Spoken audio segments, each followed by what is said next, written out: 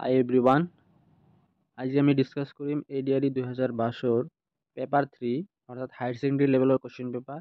ইয়াৰ আগৰ 5টা ভিডিঅ'ত টোটাল 80টা কোশ্চেন ডিসকাস কৰা হৈছে। আজিৰ এই ভিডিঅ'ত আমি তাৰ পিছৰ পৰা কোশ্চেন ডিসকাস কৰিম। কোশ্চেন নাম্বাৰ 81, ইয়াত আছে ইংৰাজী বৰ্ণমালাৰ কোনটো বৰ্ণ ইয়াৰ বাও দিশৰ পৰা ষোড়শ বৰ্ণ সাপেক্ষে সো দিশলৈ সপ্তম স্থানত আছে? Which letter of the English alphabet is the 7th from left of 16th from right? কৈছে যে ইংলিছ এলফাবেটৰ ইংৰাজী বৰ্ণমালাৰ কোনটো বৰ্ণ 7th from left বাওঁফালৰ পৰা 7 নম্বৰ পজিশ্যনত আছে, of 16th from right সোঁফালৰ পৰা 16 পজিশ্যনত থকা যিটো বৰ্ণ আছে তাৰ 7 নম্বৰ বাওঁফালে থকা বৰ্ণটো বাওঁফালৰ 7 নম্বৰ বৰ্ণটো উলিয়াব কৈছে। এইটো আমাৰ ইংৰাজী বৰ্ণমালা ইংলিছ এলফাবেট। ইয়াতে ৰাইট সাইডৰ পৰা আমাৰ 70ত ল'ব লাগিব। ৰাইট সাইডৰ পৰা 70ত বৰ্ণ যিটো আছে 16th বৰ্ণ 16 নম্বৰ পজিশ্যনত যিটো বৰ্ণ আছে তাৰ 7 নম্বৰ লেফ্টত থকা বৰ্ণটো উলিয়াব কৈছে। 7th from লেফ্টৰ পৰা 7th of 16th from right সোঁফালৰ পৰা 16 নম্বৰ পজিশ্যনত যিটো বৰ্ণ আছে তাৰ 7 নম্বৰ বাওঁফালে 7 নম্বৰ বৰ্ণটো উলিয়াব কৈছে। ইয়াতে এইটো আছে সোঁফালৰ পৰা এইটো 5টা বৰ্ণ, এইটো 5টা, এইটো 5টা, 15টা, এইটো হৈ যাব আমাৰ 16 নম্বৰ বৰ্ণ 16 ৰাইট সাইডৰ পৰা। আৰু ইয়াৰ পৰা 7 নম্বৰ লেফ্টত যিটো বৰ্ণ আছে সেইটো বৰ্ণ আমাক উলিয়াব কৈছে। এইটো 1 2 3 4 5 6 7, গতিকে 7 নম্বৰ যিটো বৰ্ণ হ'ব সেইটো বৰ্ণ হৈ যাব আমাৰ ই। আৰু ই এলফাবেটটো আছে অপশ্যন ডিত, গতিকে আমাৰ ডি অপশ্যনটো কাৰেক্ট হৈ যাব। কুৱেশ্যন নম্বৰ 82, 5জন ল'ৰা এটা বৃত্তত অন্তৰ্মুখী হৈ বহি আছে। 5জন ল'ৰা এটা বৃত্তত এনেকুৱাকৈ বহি আছে যে ইহঁতৰ মুখখন ভিতৰৰ ফালে চেণ্টাৰৰ ফালে। অজয় ৰোহিত আৰু দলজিতৰ মাজত আছে। অজয় ল'ৰাটো ৰোহিত আৰু দলজিতৰ মাজত আছে। সুমন শ্যামলৰ বাওঁফালে আছে। শ্যামলৰ বাওঁফালে আছে সুমন। ৰোহিত সুমনৰ সোঁফালে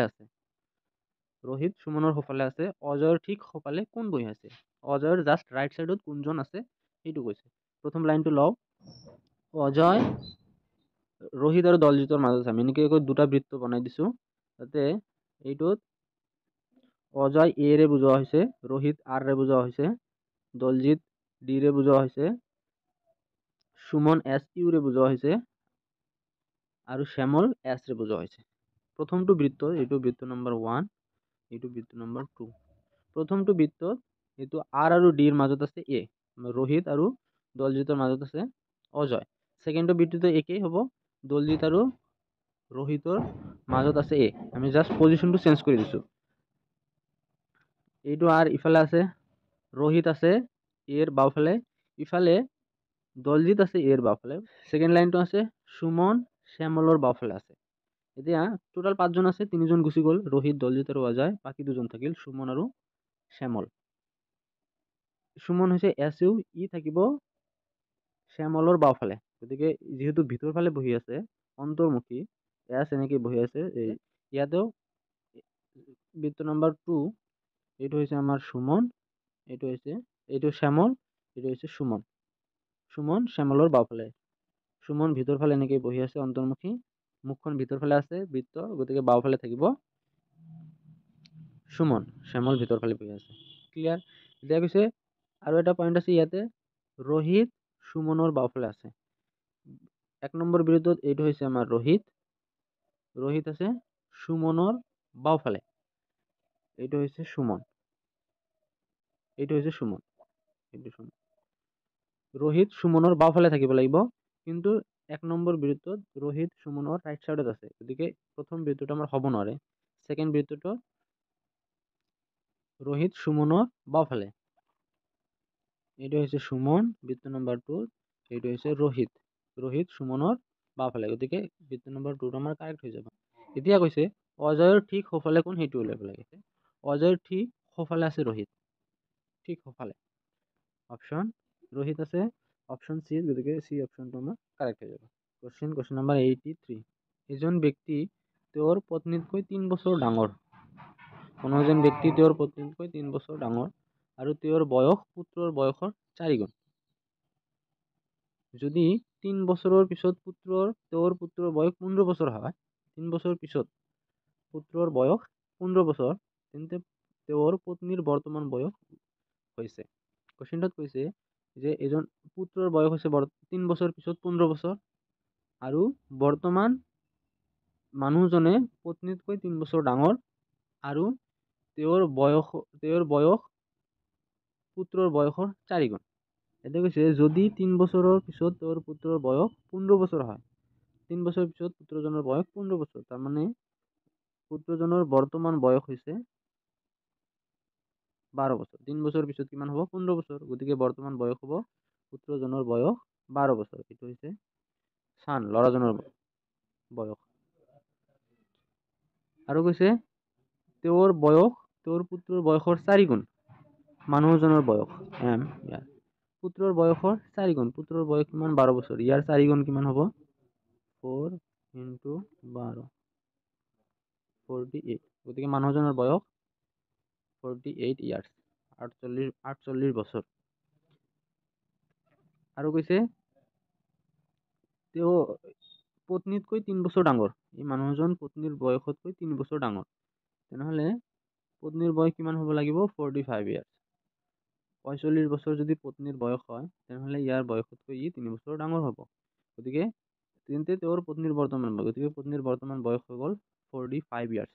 আৰু 45 ইয়াৰ্ছ অপশ্যন ডিত আছে, গতিকে ডি হ'ব কাৰেক্ট এনচাৰ।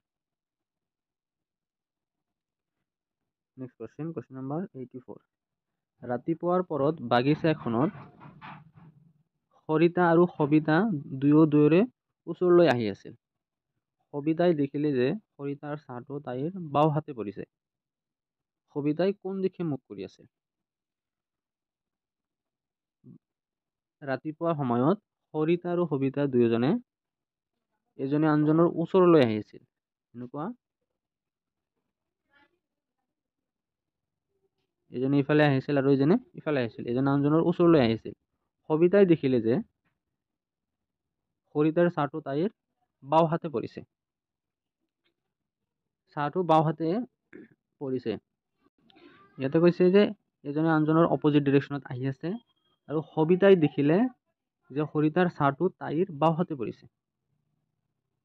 সৰিতাৰ ছাঁ তাইৰ বাওঁ হাতে পৰিছে। নিজৰে সৰিতাৰ বাওঁ হাতে পৰিছে সৰিতাৰ ছাঁটো, এনেকুৱা দেখিছে। এতিয়া এইটো ডিৰেকশ্যন আছে, এইটো ইষ্ট আছে, ৱেষ্ট আছে, এইটো নৰ্থ, এইটো চাউথ। ৰাতিপুৱাৰ সময়ত কৈছে, ৰাতিপুৱাৰ সময়ত সূৰ্য সদায় পূবফালে উদয় হয়। সূৰ্যটো ৱেষ্টৰ ডিৰেকশ্যনত আছে, ইফালে ক'ৰবাত আছে। আৰু গতিকে মানুহ এজন যদি ইয়াতে ক'ৰবাত থিয় হৈ থাকে, তেনেহ'লে ইয়াৰ ছাঁটো পিছফালে পৰিব, এনেকৈ পিছফালে পৰিব। আৰু এজনে আনজনৰ অপজিট ডিৰেকশ্যনত আহি আছে, মানে আৰু এইটো এইফালে পৰিব, পশ্চিম দিশে ইয়াৰ ছাঁটো থাকিব। এতিয়া এইটো ক্ষেত্ৰত সবিতাই উত্তৰৰ পৰা দক্ষিণলৈ আহি আছে আৰু সৰিতাই দক্ষিণৰ পৰা উত্তৰলৈ আহি আছে। এনেকুৱা থাকিলে সৰিতাৰ ছাঁটো সৰিতাৰ বাওঁফালে পৰিব। যদি অপজিট হয়, যদি সৰিতাই উত্তৰৰ পৰা দক্ষিণলৈ আহিলেহেঁতেন, তেনেহ'লে সৰিতাৰ ছাঁটো সোঁহাতে থাকিলেহেঁতেন। কিন্তু যিহেতু সৰিতাই দক্ষিণৰ পৰা উত্তৰলৈ গৈ আছে, গতিকে ইয়াৰ ছাঁটো সৰিতাৰ বাওঁহাতে থাকিব। কুৱেশ্যনটো কৈছে সবিতাই কোন দিশে মুখ কৰি আছিল? এইটো চাইডত আছে সবিতা আছে উত্তৰ চাইডত, গতিকে মুখ কৰি আছিল দক্ষিণ চাইডত। কাৰণ সৰিতা আৰু সবিতা দুয়োৰে ওচৰলৈ আহিছিল, এজনে আনজনৰ ফালে আহি আছিল। গতিকে ই আছিল উত্তৰ চাইডত আৰু ছাই আছিল দক্ষিণ চাইডলৈ। গতিকে ইয়াৰ মুখখন কোনফালে থাকিব? মুখখন থাকিব দক্ষিণলৈ। আৰু দক্ষিণ অপশ্যনটো আছে অপশ্যন এ, গতিকে এ হ'ব আমাৰ কাৰেক্ট আনচাৰ। Question number 85। ইয়াতে কৈছে যদি এৰ 20% মান বি হয়, তেন্তে 20% মান হ'ব। এৰ 20% মান বি, তেন্তে 20% মান উলিয়াব লাগে। এতিয়া এ 20%, এর 20% মানে কি এ ইন্টু 20%। এতিয়া 20%ক আমি যদি পাৰ্চেণ্টটো উঠাই দিওঁ তেনেহ'লে তলত কিমান আহিব 100 আহিব, 20/100। আৰু এইটো কাৰ সমান বিৰ সমান। আমাক উলিয়াব লাগে 20ৰ বি পাৰ্চেণ্ট। 20ৰ বি পাৰ্চেণ্ট মানে 20 into B percent, 20 into B percent. এতিয়া পাৰ্চেণ্টটো আমি উঠাই দিলে তলত আহিব 100, গতিকে 20 ইন্টু b/100 হৈ যাব। এতিয়া 20 ইফালে থাকিল 20, তলত থাকিল 100, 20/100 আমি ৰাখিলোঁ, ইন্টু এইটো বি থাকিল, বিৰ ভেলু হৈছে এ ইন্টু 20/100, গতিকে বিৰ ভেলু আমি বহাই দিওঁ এ ইন্টু 20/100। এতিয়া এইটো 0, এইটো 0 কেঞ্চেল, এইটো 0, এইটো 0 কেঞ্চেল, থাকিল কি এইটো থাকিল এ ইন্টু ওপৰত থাকিল 2 আৰু 2, 2 ইন্টু 2 হৈছে 4, তলত থাকিল 100। আৰু এইটোক আমি এনেকৈ লিখিব পাৰি এ ইন্টু 4/100 মানে 4%, তার মানে এর 4%। এইটো হ'ব কারেক্ট আনসার, এর 4%। আর এর 4% অপশন আছে অপশন এ, গতিকে এ হ'ব আমার কারেক্ট আনসার। কোশ্চেন নাম্বার 86, ইয়াতে আছে Kavita works from her office 2 kilometre to the east. ইষ্টৰ ফালে 2 কিলোমিটাৰ যায় অফিচৰ পৰা। Then 8 kilometre towards her right, 2 kilometre পূবৰ ফালে গৈ পেলাই ৰাইট ছাইডত যায় 8 kilometre. Then 2 kilometre towards the east, আকৌ ইষ্টৰ ফালে 2 কিলোমিটাৰ যায়। Then 4 kilometre towards the south, এতিয়া দক্ষিণৰ ফালে 4 কিলোমিটাৰ যায়। ফাইনেলি সি টাৰ্ণছ লেফ্ট, আৰু 4 কিলোমিটাৰ দক্ষিণৰ ফালে যোৱাৰ পিছত লেফ্টৰ ফালে যায় and walks 1 kilometre to reach her apartment. লেফ্টৰ ফালে 1 কিলোমিটাৰ যোৱাৰ পিছত ই নিজৰ ঘৰ পাই যায়, এপাৰ্টমেণ্ট পাই যায়। দ্য শ্বৰ্টেষ্ট এৰিয়াল, এৰিয়াল মানে আকাশী, aerial distance between Kavita's office and her apartment, তাৰমানে কবিতাৰ অফিচৰ পৰা এপাৰ্টমেণ্ট বা ঘৰলৈকে হেলিকপ্টাৰে বা এৰোপ্লেনেৰে বা আকাশীভাৱে যদি যোৱা যায় তেনেহ'লে কিমান দূৰত্ব হ'ব সেইটো আমাক উলিয়াব লাগে। এটা আমি চাওঁ, প্ৰথমতে কৈছে যে 2 কিলোমিটাৰ টু দ্য ইষ্ট, এইটো হৈছে আমাৰ নৰ্থ সাইড, এইটো সাউথ ধৰি লৈছোঁ, এইটো হৈছে ওয়েস্ট, এইটো হৈছে ইষ্ট। প্ৰথমটো হৈছে 2 কিলোমিটাৰ টু দ্য ইষ্ট, এইটো হৈছে অফিচ, এইটো অফিচ ও ধৰি লৈছোঁ অফিচ। অফিচৰ পৰা ইষ্টৰ ফালে এইটো ইষ্ট সাইড, ইষ্টৰ ফালে 2 কিলোমিটাৰ যায়। 2 কিলোমিটাৰ যোৱাৰ পিছত then 8 kilometre towards her right, ইয়াৰ পৰা 2 কিলোমিটাৰ যোৱাৰ পিছত ইফালে থাকিল পূবৰ ফালে, তাৰপিছত ৰাইট টাৰ্ণ লয় 8 কিলোমিটাৰ, এইটো আহিল 8 kilometre. Then 2 kilometre towards the east, এতিয়া ইষ্টৰ ফালে ইয়াৰ পৰা আহিল, তাৰ পৰা ইষ্টৰ ফালে আকৌ 2 কিলোমিটাৰ যায় and 4 kilometre towards the south, ইফালে আহিল, তাৰপিছত চাউথৰ ফালে, এইটো হৈছে চাউথ সাইড, তলফালে হ'ব চাউথ, চাউথ হ'ব আমাৰ 4 কিলোমিটাৰ, 4 কিলোমিটাৰ চাউথ আহিল। ফাইনেলি সি টাৰ্ণছ লেফ্ট, লেফ্ট টাৰ্ণ কৰে, ৱাকছ 1 kilometre to reach her apartment, ইফালে আহিল 4 কিলোমিটাৰ লেফ্ট, ইয়াৰ লেফ্ট সাইড হ'ব, এইটো সাইড হ'ব ইয়াৰ লেফ্ট, এনেকৈ থিয় হৈছিল, এনেকৈ আহি আছিল, লেফ্ট সাইডত 1 কিলোমিটাৰ যোৱাৰ পিছত ই পাই যাব ইয়াৰ এপাৰ্টমেণ্ট হৈছে ইয়াৰ ঘৰখন হ'ব।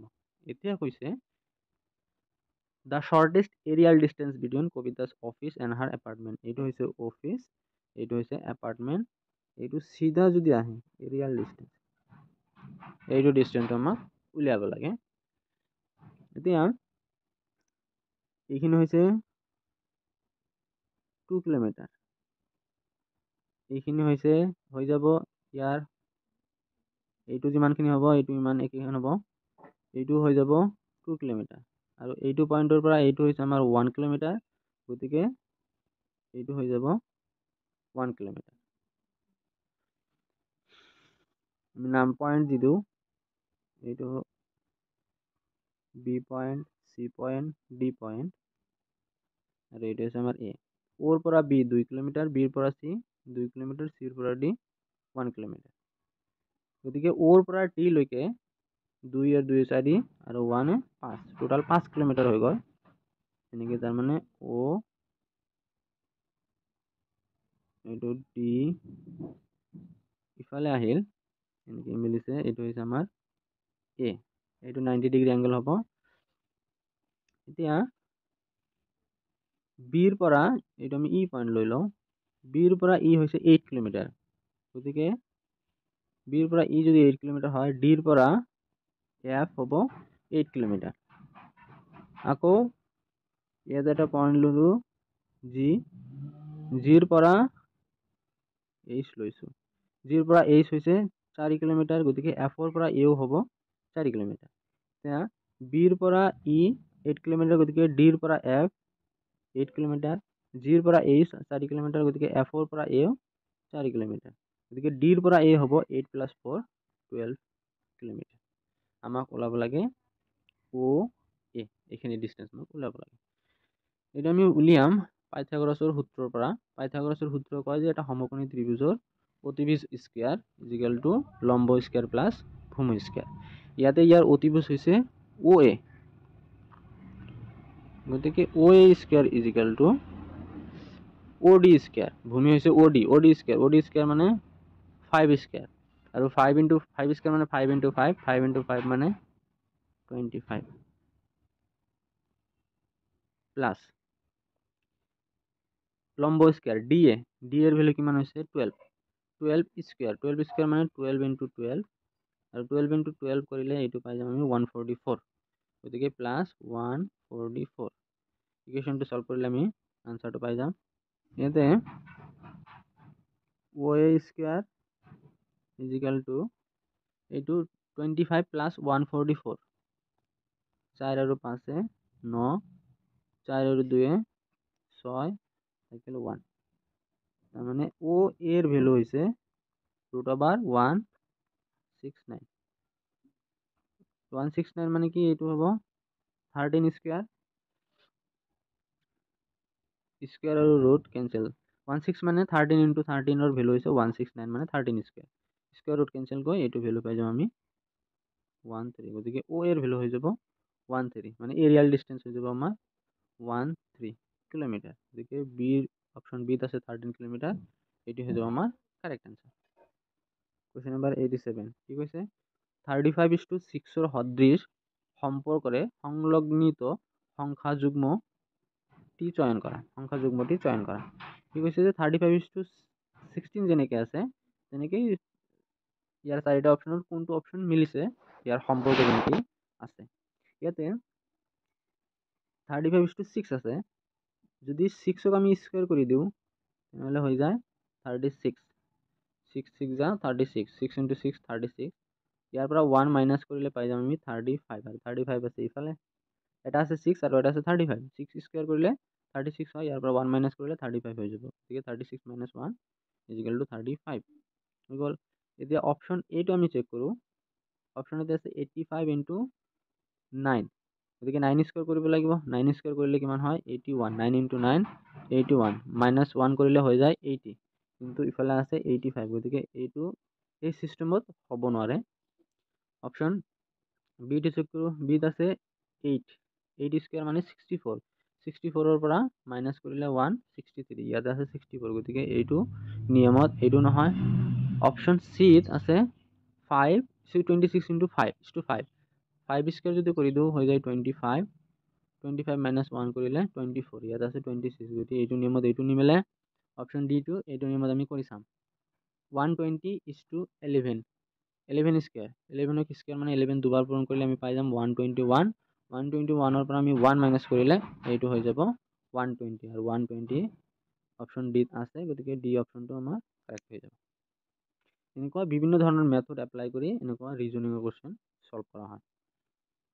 কোশ্চেন নাম্বাৰ 88, নিম্নলিখিত শব্দবোৰ যুক্তি সংলগ্ন তথা অৰ্থপূৰ্ণ ক্ৰমত সজোৱা। যুক্তি আৰু অৰ্থ সজাব কৈছে তলৰকেইটা। অপশনত আছে শব্দকেইটা আছে ডাৱৰ, ৰামধেনু, বিধ্বংস, বৰষুণ, নিম্নচাপ আৰু পানী। আমি ইয়াতে অপশন এ টো চেক কৰোঁ প্ৰথমতে। ইয়াতে আছে প্ৰথমতে 1 আছে ডাৱৰ, 1 আছে ডাৱৰ, তাৰপিছত আছে 5 হৈছে নিম্নচাপ। এইটো হ'ব নোৱাৰে, কাৰণ ডাৱৰ হোৱাৰ আগতে নিম্নচাপ হ'ব লাগিব। নিম্নচাপ হ'লেহে তাৰপিছতহে ডাৱৰ সৃষ্টি হয়। ল' প্ৰেছাৰ যেতিয়া হয়, নিম্নচাপ হ'লে তেতিয়াহে ডাৱৰ সৃষ্টি হয়। গতিকে অপশ্যন এটো এইটো হ'ব নোৱাৰে।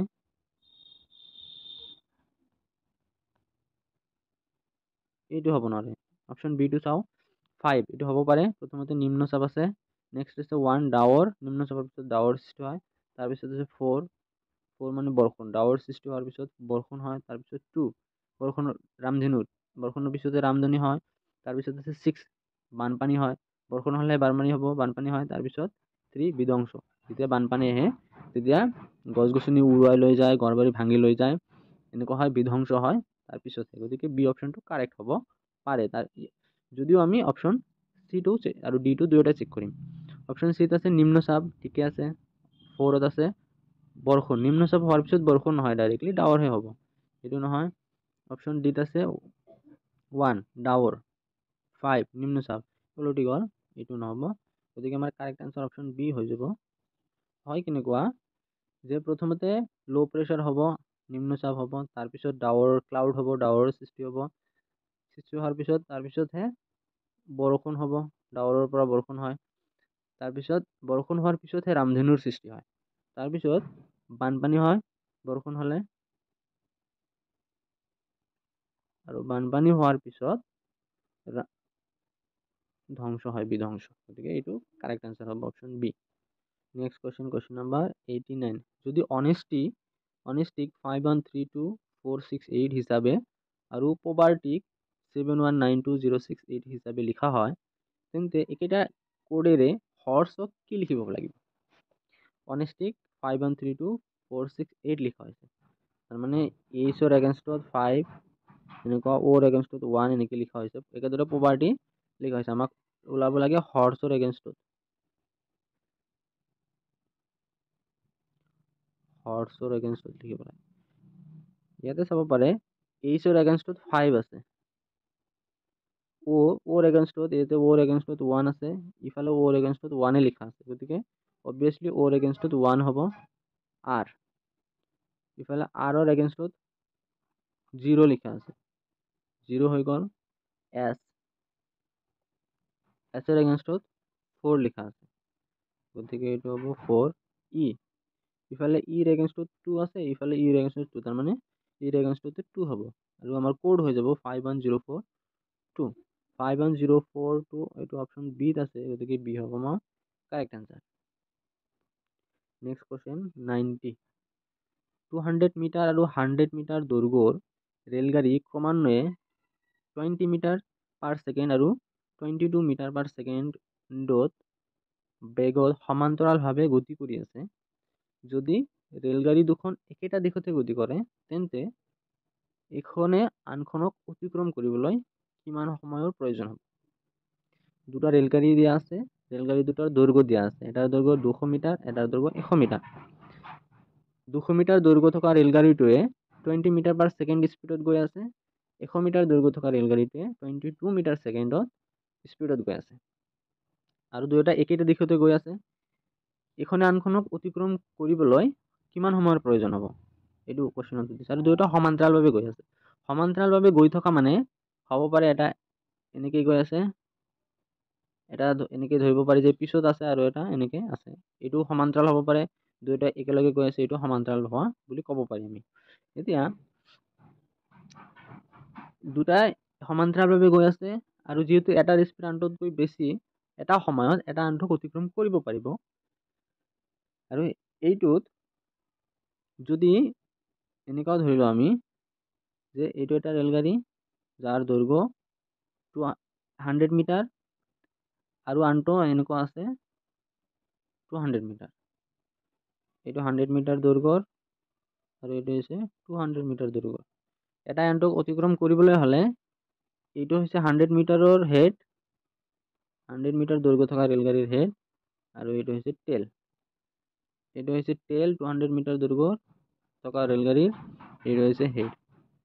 গতিকে এইটো যদি অতিক্ৰম কৰিব খোজে, তেনেহ'লে ইয়াৰ টেল আহি ইয়াৰ হেড অতিক্ৰম কৰিব লাগিব, তেতিয়াহে আমি অতিক্ৰম হোৱা বুলি ক'ব পাৰিম।